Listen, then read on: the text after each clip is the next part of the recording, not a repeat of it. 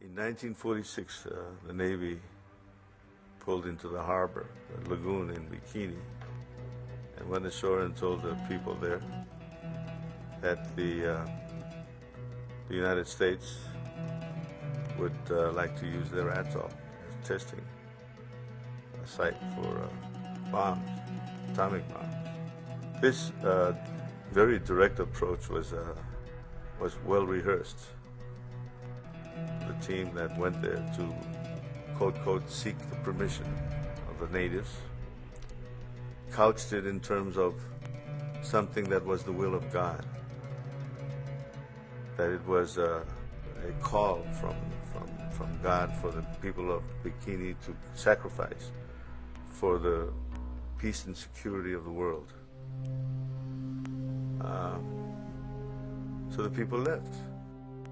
Aniwetok Atoll was also evacuated for the tests.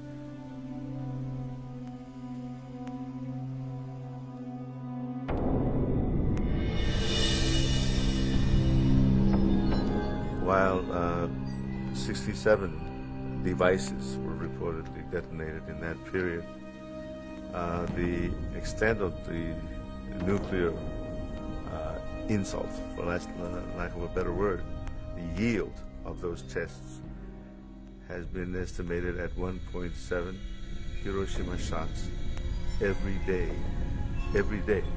for 12 years.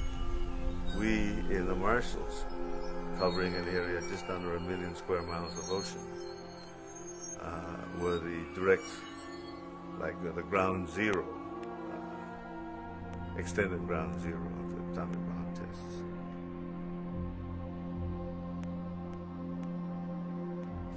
The largest explosion, and still the most powerful nuclear device ever detonated by the U.S., took place March 1st, 1954.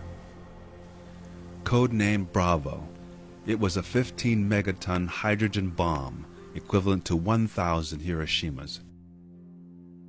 A miscalculation caused the yield to be about double what was expected. The radioactive fallout blew right onto 2 inhabited atolls downwind. More than 200 people were on those atolls, men, women, and children.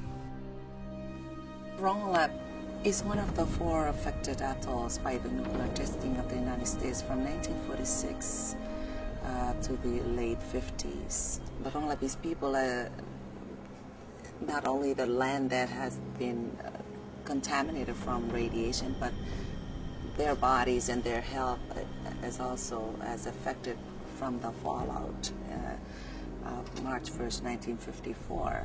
National Cancer Institute was asked to determine what kind of cancer burden was generated from the nuclear testing.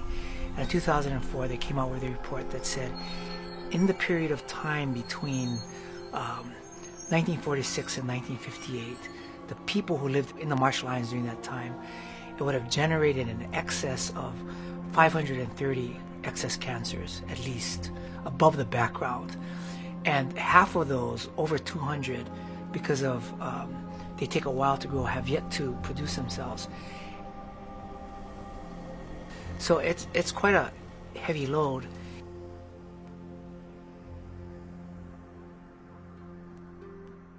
As bad as the health effects of the testing were, the upheaval caused by the displacement of people from one island to another was even more damaging. If you take a community away from its land and its lagoon, and you place them in another atoll, the fabric, the social fabric of that community is ripped apart. The land is where it gives you the freedom to express yourself as you are, as a Marshallese person with your traditional culture. When you move people off their islands where they live to do the testing, you break down their entire community structure. What is the impact on health? You know, the stress issues. You contaminate their lands. They can't grow things that they used to eat. When you urbanize, infectious diseases tend to take off. They get more diabetic because, you know, they're eating a Western diet. All those kinds of things to me have actually the larger impact than the ionizing radiation.